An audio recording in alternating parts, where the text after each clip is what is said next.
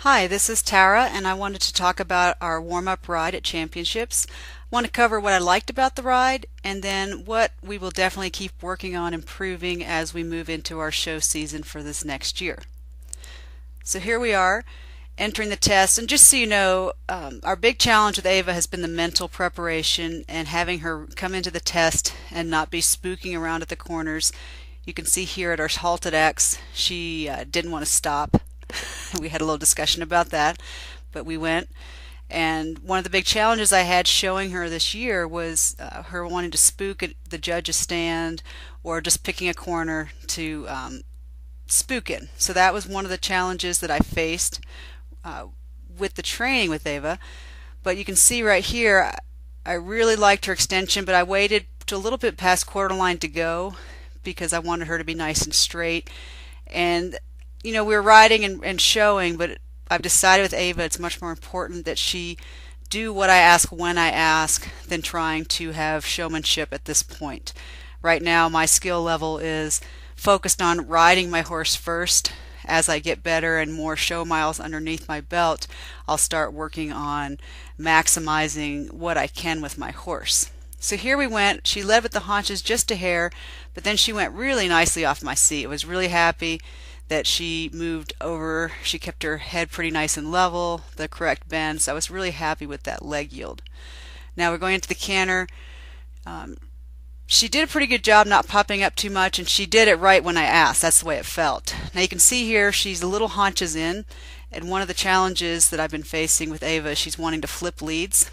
We're still developing strength and balance in her back end, and so I've actually ridden her a little haunches in was my intent, just to make sure that she didn't switch the leads here very significantly haunches in. And that's just me developing my feel to get a little haunches in versus a lot, and also just saying, you know what, we're just going to go with it for now. And so that's kind of what was going on there. I was very happy with that transition down. She didn't lose her balance. Her head stayed nice and level. For us, that felt really nice with that transition. Now coming around into the corner, again she was asking and halting exactly where I asked. Now she does tend to go with the bit a little bit, and I am hoping that's just tension, a little bit of the thoroughbred in her, and we'll get better as we go. I don't crank her noseband down very tightly, so she's got plenty of room to do that, and I'm just gonna kind of go with that for a year and see if that goes out. Now the walk, she was rushed, but she stayed pretty relaxed. I didn't have it feel like there was a spook in there. You know, she did pop her head up and down a little bit, but overall her back felt really nice and solid, and I was not feeling like she might spook, so that was pretty good. Pretty happy with that transition. She stayed pretty level. You can see she's starting to dip her head a little bit and then bounces up. I think that's a little bit of strength. And now we're doing the stretchy. She's got a pretty good idea about how to do this. This is one thing I don't know why she does well, because she never really spooks in the stretchy. But I was pretty happy with that stretchy circle. So now we're coming back and collecting up. You'll see when she comes that the contact in the reins is not super steady.